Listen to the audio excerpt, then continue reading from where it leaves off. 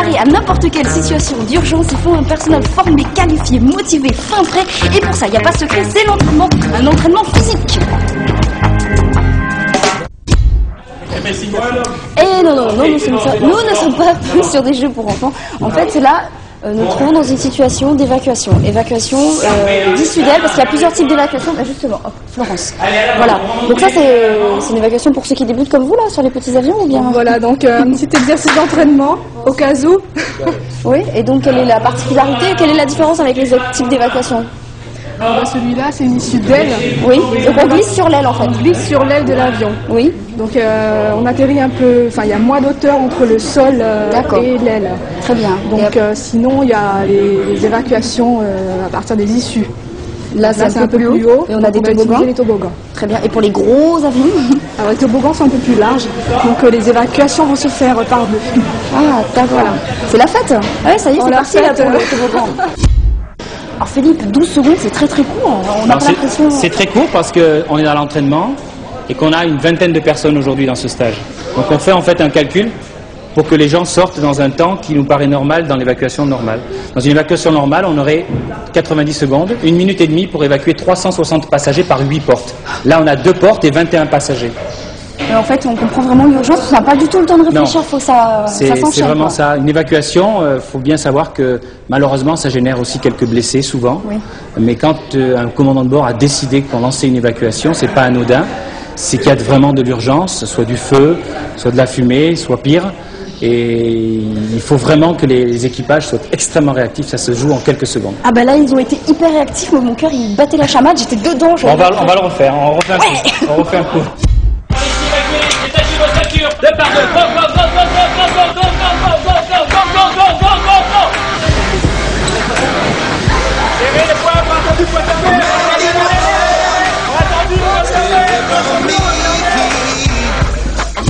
Nous sommes dans une maquette d'avion à échelle réelle et en compagnie de 21 stagiaires qui bientôt seront totalement autonomes et on les a mis face à des situations difficiles.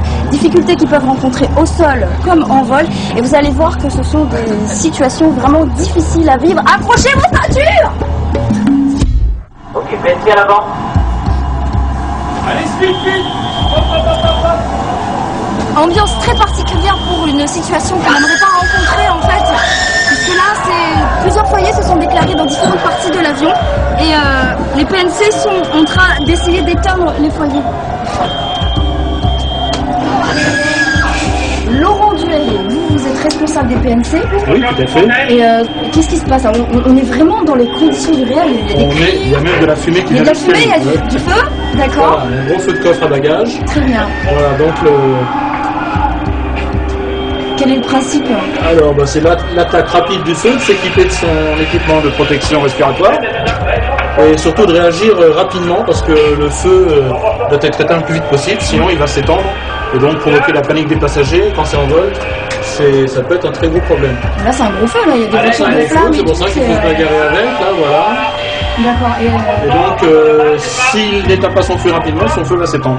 Donc, c'est vraiment une sensibilisation, voilà, avoir les bonnes réactions. Bon, voilà, là, c'est bien, il a bien fait. Très bien, donc ça veut dire que le feu a été maîtrisé dans les temps. Ça veut dire que le feu a été maîtrisé dans les temps, que le matériel a été bien utilisé. Bah oui, il est aux commandes en même temps, oui. Voilà, donc chacun va passer plusieurs fois pour s'entraîner justement à avoir ses bons réflexes et maîtriser peut-être aussi son appréhension du feu, parce que le feu c'est pas forcément quelque chose d'évident à approcher. Moi aussi. Bien sûr, avec plaisir. Ça tombe bien. On est parti, allons-y. Déjà la combinaison. On va faire un beau feu pour vous.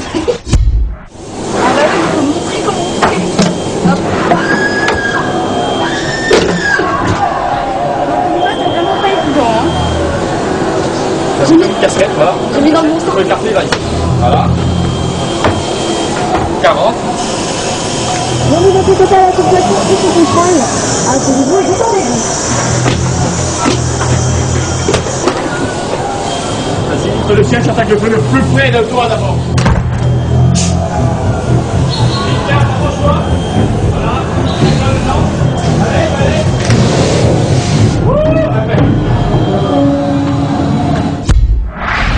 Il n'est pas aisé de maîtriser le feu. Et d'ailleurs, Juliette, s'il te plaît. Alors, elle vient de finir son exercice. Je la prends vraiment à chaud, là. C'est le cas de le dire, t'as vu le jeu de mots. C'était difficile. Et qu'est-ce qui était difficile? Alors difficile peut-être pas, mais en fait il faut être très réactif. Il faut savoir bien gérer, bien regarder. Il faut faire attention aux moindres petits détails. Genre si c'est un feu de four, donc éteindre le breaker, il ne faut pas oublier. Il y a plein de petits gestes en fait à ne pas oublier. Oui. Voilà. Et t'imagines, parce que là on a créé quand même une ambiance particulière. Ouais. Dans les situations, en situation réelle. Tu penses qu'on a autant de sang-froid et autant de maîtrise? Alors c'est vrai que déjà on a un stress quand même qui est assez conséquent. Je pense qu'en situation réelle ça doit être un niveau un peu plus supérieur. Donc c'est vrai que bon il faut savoir être compétent à ce moment-là en fait. Et t'as réussi alors? T'as réussi à maîtriser le feu, éteint? Plus ou moins, oui. Oui, plus ou moins. Bon, c'est bien, allez, validé. Elle est prise, elle est bien. Elle. Là, je suis à whisky. Pourquoi pas un whisky? Non, mais attendez, j'ai payé mon billet 3000 €. Vous voulez pas que je boive un whisky? Oui, il a raison. Ne me touchez pas, mademoiselle. Non, je me calmerai pas. Mais un whisky, donnez-moi un whisky, là. Non. Ah, ne touchez pas. Je n'ai pas touché, mademoiselle, ne touchez pas. Mon whisky. Monsieur, Oui. Ah, ne touchez pas. Hein?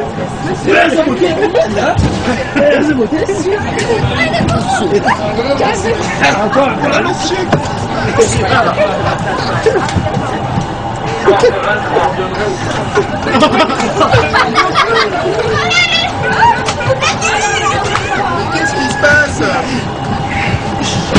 Qu'est-ce qui se passe dans ce jeu?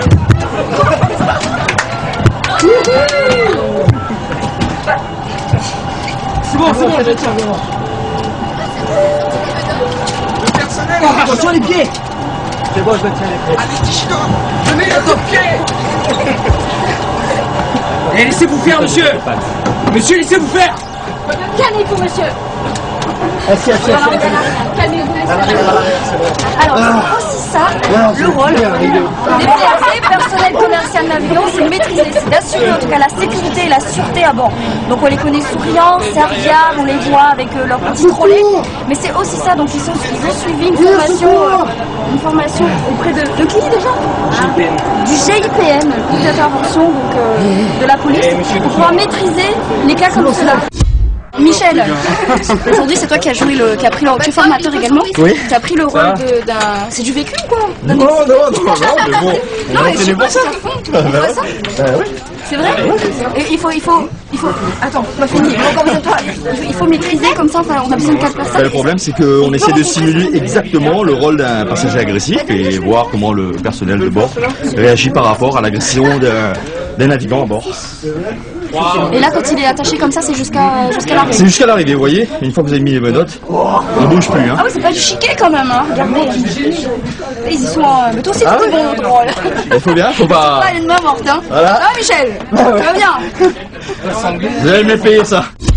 Chers téléspectateurs de Coup de Cœur et futurs voyageurs, soyez rassurés puisqu'à La Réunion, on a un personnel hautement qualifié. Je parle de personnel navigant commercial, de beaux stewards, de belles hôtesses, un bon cocktail pour un agréable voyage. Vous pourrez retrouver toutes les images de Coup de Cœur sur www.rfo.fr. On se retrouve avec beaucoup de plaisir la semaine prochaine pour de nouvelles aventures.